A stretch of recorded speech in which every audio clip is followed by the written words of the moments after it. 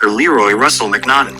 Dry Creek Town, Tennessee, and sat under Harmony Hill Military County on a military cavalry fort base a hard morning sun, quiet as a church before the bell rings. Folks went about their business thinking the day would be like any other, slow, steady, predictable. But trouble don't send notice. It rides in, and that morning, it rode in hard. The Mcallister gang came thundering down off the ridge like a pack of hellhounds turned loose. Horses slamming dirt, dust boiling behind them, guns already drawn before their boots ever hit the ground. Hit the bank, one of them shouted, "Move it, move it, move it." The bank doors flew open. Glass shattered, women screamed. Tellers dropped to the floor as sacks were filled fast and rough. A man came running full speed down Main Street toward the sheriff's office. Sheriff Lee Harris, he hollered, near out of breath.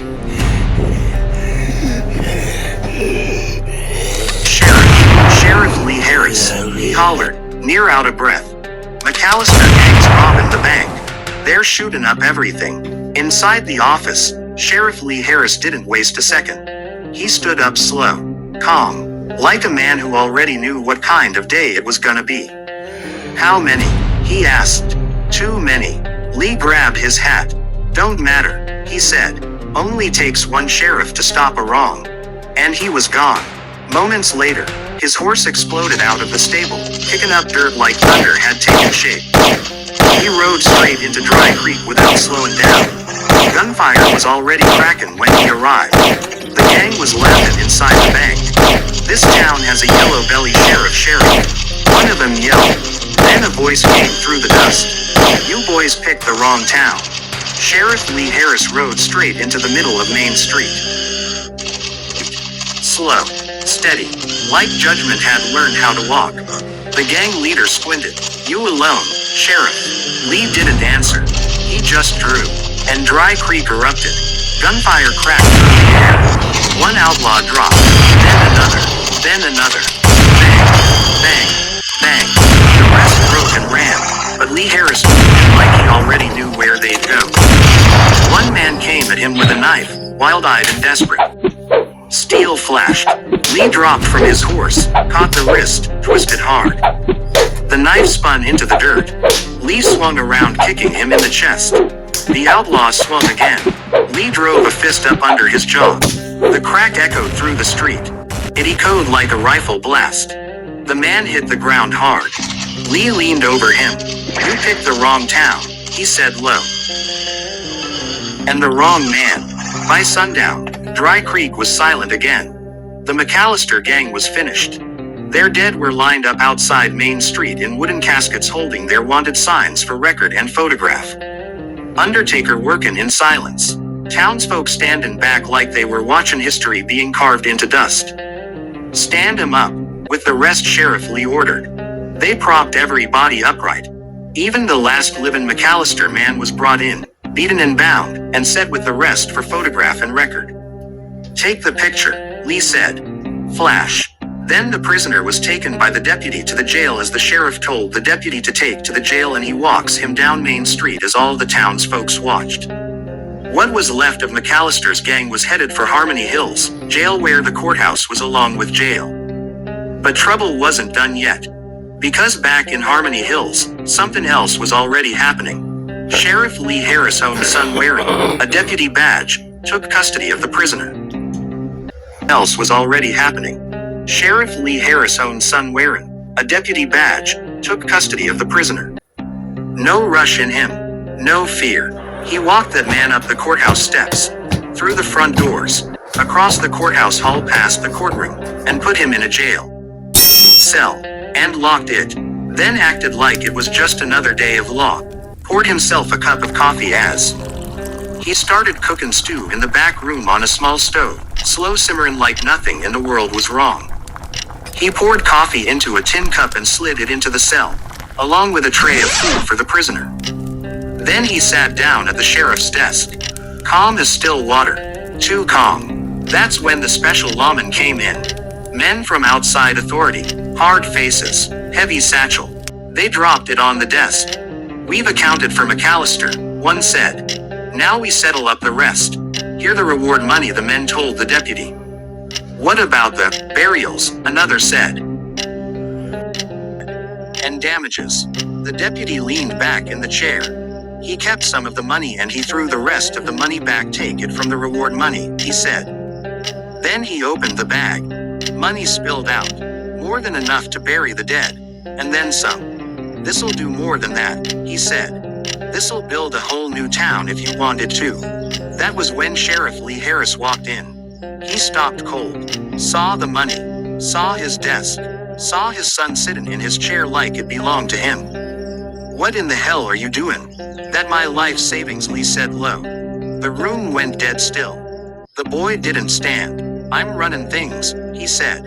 Lee's eyes narrowed. That right. Then Lee looked closer. And then truth came.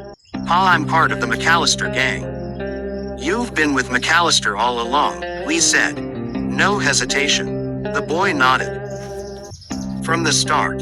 That was it. Something inside Sheriff Lee Harris snapped. Get up. You're fired, he said. No movement.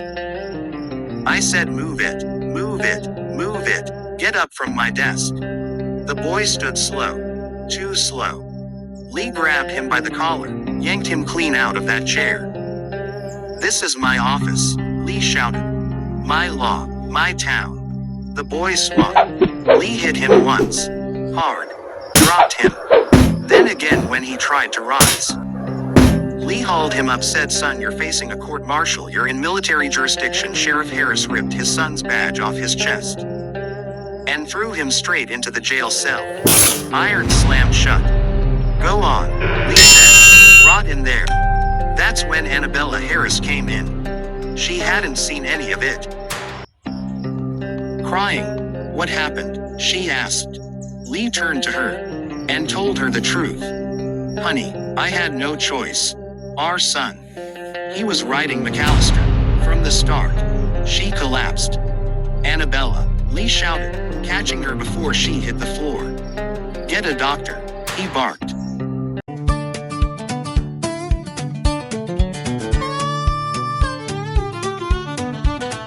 Sun slid through the window pane.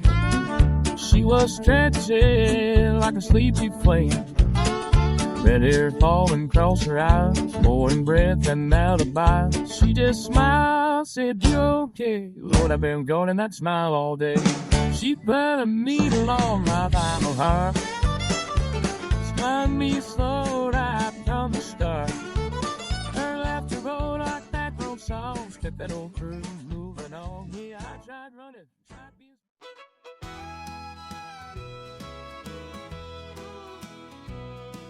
Out in the desert where the Doctor came. The minister came. Their daughter came crying. Daddy, is Mama gonna be okay? They laid Annabella Harris on a cot in the sheriff's office. The preacher prayed. The doctor checked her pulse. She's gone into shock, he said. And in the jail cell nearby, the boy sat silent, listening. Like everything he ever knew had already died. The jailhouse inn sat heavy in the late light, iron and stone quiet for only a moment before everything inside it cracked open like a thunderhead. The truth had already come out between Sheriff Lee Harris and his son. No more hiding, no more pretending. The boy stood there behind bars, calm as if he'd already accepted the ending of his own story, while Sheriff Lee stood on the other side of that iron door, breathing hard like a man holding back a storm with his bare hands. You've been with Mcallister from the start, Lee had said, voice low and cold. Lee had said, voice low and cold. From the start, the boy answered. That was the end of words. The cell door slammed shut with a sound that echoed through the Harmony Hills jail like a hammer striking stone. Silence followed it. Then movement came back into the room like a slow return of breath. Annabella Harris, his wife, was still there, weak, shaken, barely holding on. The doctor and minister stood close, and the daughter was crying soft now, not even loud enough to break the heaviness in the air. We can't keep her here, the doctor said. We gotta get her home. Ranch is better than this place. The sheriff nodded once. Load her up, he said. They moved quick after that. A cot was brought in, blankets thrown over it, Annabella carefully lifted like she weighed less than the truth that had just shattered the family. As they carried her toward the door, Sheriff Lee Harris stopped. He turned his head slow toward the cell. His son stood behind iron bars, watching him. Lee stepped closer, just enough so the boy could hear every word clear. "Your mother can bring you into this world," he said low, steady, like carved wood. "And if anything happens to her, I'm taking you out of it." The boy didn't answer, didn't blink, just watched him. Then they carried Annabella out. Down the steps of the Harmony Hills jail. Past the courthouse doors. Out into the open air where the wagon was already waiting. They laid her in the back careful, like the world itself might break if they weren't gentle enough. Lee jumped up onto the wagon. "Move," he barked. "We ain't got time to lose." And just like that, they were gone. The ride to the ranch should have taken near 2 hours if a man took it slow. Sheriff Lee Harris did not take it slow. He cut through back trails, ranch cuts, dry creek crossings, and hillside paths only ranch hands and storm riders knew. Horses ran like they understood what was at stake, foam on their mouths, dirt flying behind them like the land itself was trying to keep up. "Don't slow down," Lee shouted. "Not for nothing." The wagon bounced hard over the ground, Annabella inside held steady by blankets and prayer and sheer stubborn will. They hit the final stretch like a runaway train of dust and wood and thunder. And then, the Harris Ranch came into view. Cabin sitting wide in the open land, barns behind it, ranch hands already moving before the wagon even stopped. Lee pulled the horses in so hard the wagon nearly tipped forward in the dirt. "Move, move," he shouted as he jumped down. "We got an emergency. Annabella Harris is sick." Ranch hands scattered instantly. No questions. No hesitation. "Get ice," Lee barked. "Get it from the ice house, now. Blankets, rags, hot water, cold water, everything you got." Men ran in every direction. Women came out of the cabin already preparing cloths and bowls. Someone was breaking ice. Someone else was heating water over a fire pit before the wagon wheels even stopped rolling. Lee didn't slow down. He was everywhere at once. He lifted Annabella carefully from the wagon himself, carrying her straight into the house like he was carrying the last piece of anything that mattered. "Move," he shouted again. "We don't got time for standing around." Inside, the bed was already being cleared. Blankets laid out. Water boiling. Ice ready. Annabella was laid down gentle, her breathing thin but still there. Lee stood over her for just a second, breath heavy, hands clenched. Then he turned back to the room. "Don't stop," he said. "Not for nothing. You hear me, not for nothing." And the ranch answered him. Men working, women praying, water pouring, ice cracking, cloths soaking, fire burning, everything moving, everything fighting. And Sheriff Lee Harris stood right in the middle of it all. Dust still on his coat, rage still in his chest, love and fear tied together so tight a man couldn't tell where one ended and the other began. Because out there in Harmony Hills Jail, Tennessee, his son was still locked in iron. And nothing about this story was finished yet. Why is this? The next 2 days and 2 nights felt longer than any Lee Harris had ever known. Nobody slept much. The doctor worked. The preacher prayed. Aunt Betty stayed by Annabella's bedside almost every hour. Alexis sat nearby worrying herself sick. And Sheriff Lee Harris paced the floors and watched helplessly as his wife fought for her life. By the second day, everyone looked exhausted.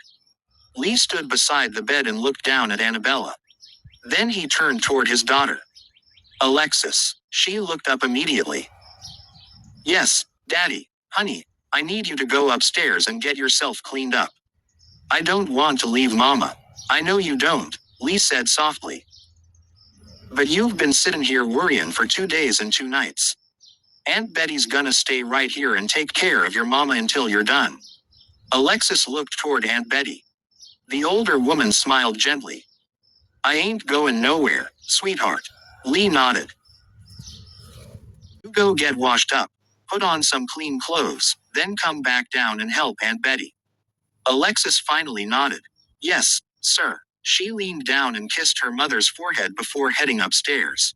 Lee watched her disappear around the corner. Then he looked at Aunt Betty. You keep an eye on both of them. You don't need to worry about that, Aunt Betty said. Now go take care of yourself for once. Lee let out a long sigh. I reckon I need to get cleaned up too. He stepped outside into the afternoon sunlight. The ranch was quiet for the first time in days. Slowly he walked over to the watering trough. He filled it with fresh water from the pump. Then he grabbed a towel and a bar of soap. For a long moment he simply stood there staring into the water. Then he climbed in. The cool water washed over him. Lee began scrubbing away the dirt and dust that had gathered over the last several days. As he washed, memories flooded his mind. The Mcallister gang riding into Dry Creek.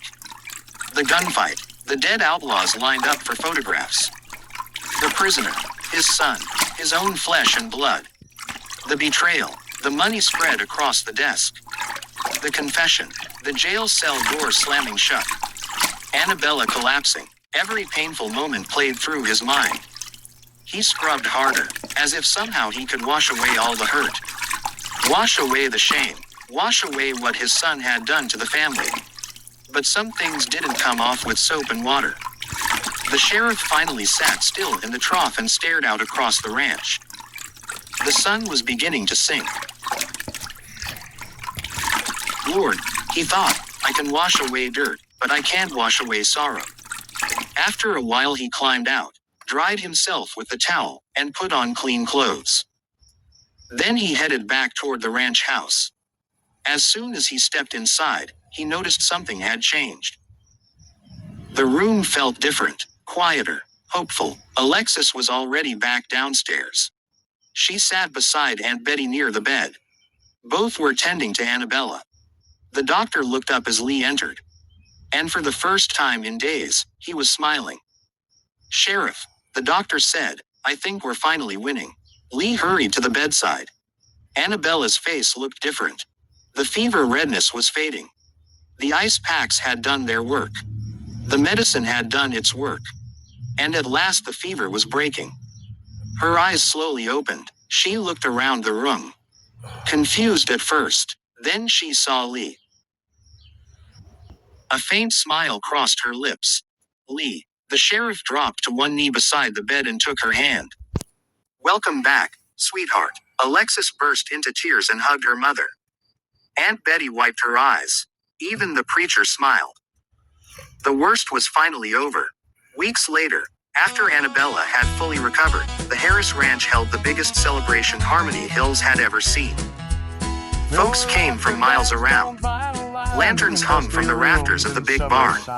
A band played fiddles, guitars, and banjos. Boots stomped across the dance floor. Laughter filled the night air. Aunt Betty had tables loaded down with every kind of food a person could imagine. Fried chicken, roast beef, mashed potatoes, cornbread, pies, cakes, and enough coffee to keep the whole county awake. Neighbors brought more food until the tables could barely hold it all.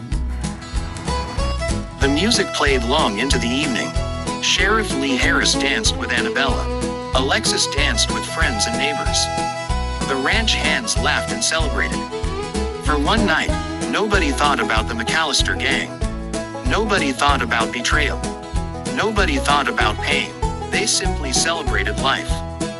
As the evening drew to a close and the last wagon prepared to leave, the Harris family gathered on the front porch of the ranch house. Sheriff Lee Harris stood tall beside Annabella. Alexis stood beside her mother. And Aunt Betty stood proudly with them. The guests waved as they headed down the ranch road. Lee tipped his hat. Annabella waved. Alexis waved. Aunt Betty waved. The people waved back. The camera pulled farther and farther away from the porch. Past the barn, past the corrals, past the fields, until the lights of the Harris Ranch glowed softly beneath the Tennessee stars. And there they stood together, Sheriff Lee Harris, Aunt Harris, Alexis Harris, and Aunt Betty, waving goodbye as peace finally returned to Harmony Hills. The end.